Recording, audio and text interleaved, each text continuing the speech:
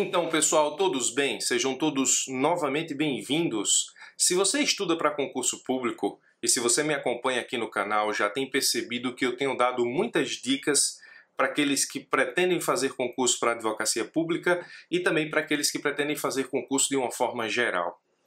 Eu vou te dar mais uma dica hoje extremamente preciosa.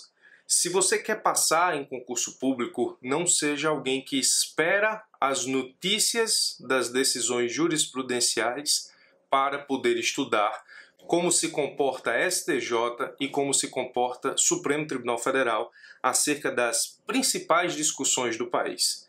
Seja uma pessoa que guarda um tempinho na semana para dar uma visitada no site do STJ e do STF para acompanhar as notícias e de vez em quando selecionar notícias que podem gerar ou que certamente gerarão decisões jurisprudenciais que estarão nas suas próximas provas.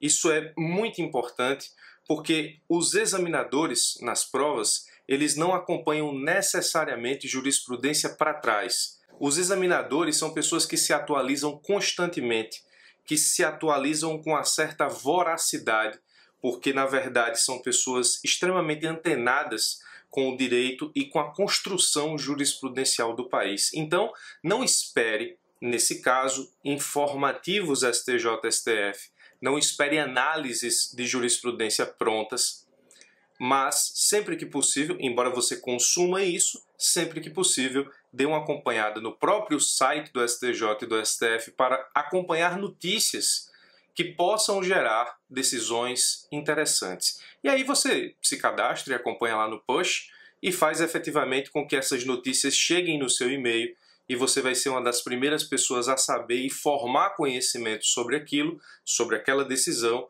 o que pode te dar uma certa vantagem em algumas provas de concurso. Então isso é importante, coloque isso como prática no seu estudo semanal.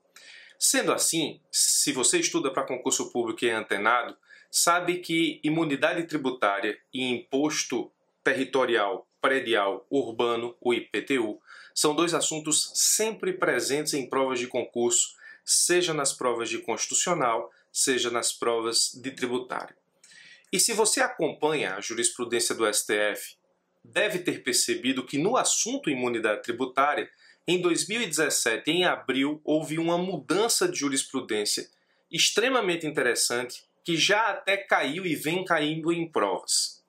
Até abril de 2017, o Supremo entendia que havia imunidade tributária sobre a cobrança de impostos acerca da posse de imóveis da União cedidos a concessionárias de serviço público, ainda que essas concessionárias de serviço público utilizassem esse imóvel para exploração de atividade econômica.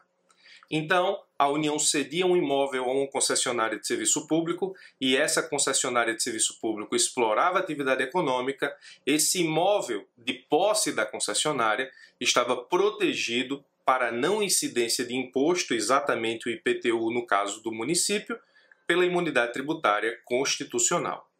Em abril de 2017, o Supremo mudou radicalmente o entendimento, não unanimemente, mas majoritariamente, ao julgar os recursos extraordinários 601.720 e 594.015. O Supremo, naquela oportunidade, decidiu que, a partir daquela decisão, ele entenderia que a imunidade tributária não mais incidiria sobre os imóveis da União, que eram entregues para posse de concessionária de serviço público que explorassem a atividade econômica. O Supremo disse que a imunidade tributária protege o pacto federativo, impedindo a incidência de impostos entre os entes federados. Entender que essa imunidade tributária serviria para proteger a exploração de atividade econômica de concessionária de serviço público colocava essas pessoas jurídicas em uma vantagem concorrencial em relação a outras empresas. E em abril de 2017, o Supremo, nesses recursos extraordinários que eu citei, fixou a seguinte tese: a imunidade tributária não se estende à pessoa privada, arrendatária de imóvel público, quando seja ela exploradora de atividade econômica com fins lucrativos. Nessa hipótese, é constitucional a cobrança de IPTU pelo município. Isso vem caindo em provas de concurso da advocacia pública também.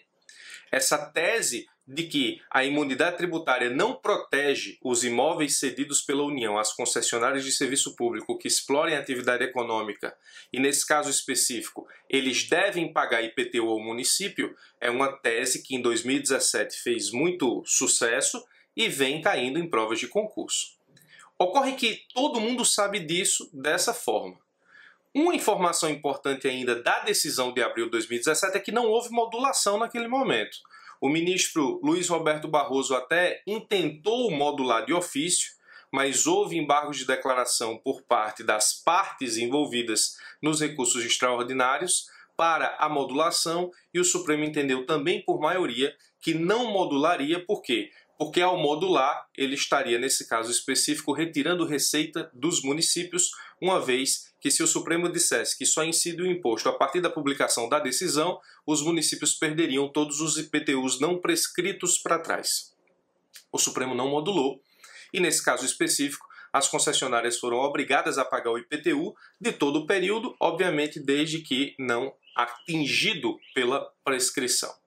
Professor, o que há de novo em relação a isso? E por que eu tenho que acompanhar isso? O que há de novo é o seguinte: a Confederação Nacional do Transporte ajuizou no Supremo uma ADPF, Arguição de Descumprimento de Preceito Fundamental, de número 560.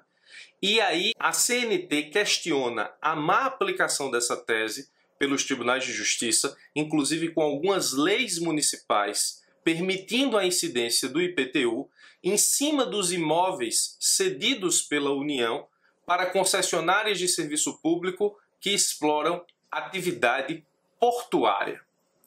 O que a CNT, na verdade, defende é que, para a atividade portuária, a tese do Supremo não se aplica e, nesse caso, não se aplicando a nova tese do Supremo de 2017, ela estaria protegida pela imunidade tributária e os imóveis cedidos pela União para o exercício da atividade portuária estariam abrangidos ou protegidos pela imunidade constitucional e não deveriam pagar IPTU aos municípios. O que a Confederação Nacional do Transporte quer é que o Supremo diga se aquela tese que nós vimos em abril de 2017 se aplica à cessão de imóveis da União para o exercício da atividade portuária. E toda a ADPF está sustentada na natureza jurídica da atividade portuária, já reconhecida pelo Supremo, e eu fui resgatar para os senhores onde isso está reconhecido, no recurso extraordinário 172.816, que estabelece a natureza pública do serviço de docas, onde o Supremo diz assim, competindo à União e só a ela explorar diretamente ou mediante autorização, concessão ou permissão os portos marítimos, fluviais e lacustres, artigo 21, inciso 12, a linha F da Constituição Federal, está caracterizada a natureza pública do serviço de docas. Então o Supremo tem jurisprudência dizendo que o serviço tem natureza pública. E o que a CNT quer resgatar é justamente a jurisprudência de 2004, prevista no agravo regimental em agravo de instrumento 458.856 São Paulo, que diz assim, imóveis situados no porto, área de domínio público da União, e que se encontram sob custódia da companhia em razão de delegação prevista na Lei de Concessões Portuárias, não incidência do IPTU, por tratar-se de bem e serviço de natureza atribuída ao poder público, artigos 21, inciso 12, a linha F, que é justamente a previsão constitucional do serviço portuário, e 150, inciso 6, da Constituição Federal, que é justamente a imunidade recíproca. E ele continua dizendo taxa, imunidade, inexistência, uma vez que o preceito constitucional só faz alusão expressa a imposto, não comportando a vedação à cobrança de taxas, ou seja, imunidade recíproca incide sobre imposto, não sobre taxa, como nós sabemos. Então, essa arguição de descumprimento de preceito fundamental pode mudar uma jurisprudência que você tem na cabeça de forma muito fixa, que vem caindo em provas e é até uma questão simples, e vale muito a pena acompanhar a ADPF 560, porque ela pode mudar a jurisprudência e você não perceber, e errar em prova.